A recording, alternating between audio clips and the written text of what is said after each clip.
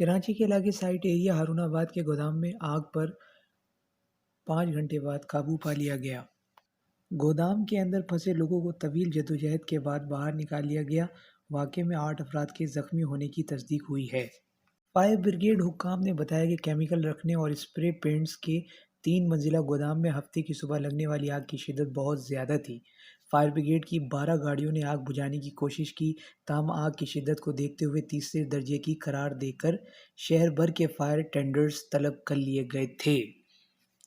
गोदाम में मौजूद 8 अफराद के ज़ख्मी होने की तस्दीक हुई, जिन्हें अब्बासी शहीद अस्पताल और सिविल अस्पताल बर्न्स वार्ड मुंतकिल कर दिया गया। किसी भी हंगामी सूरत से बचने के लिए नज़दीकी फैक्ट्रियों और करीब वाक़े पेट्रोल पंप को भी खाली करा लिया गया था। अब आपको साइट की वीडियो दिखाते हैं जहां ये वाक़या पेश आया।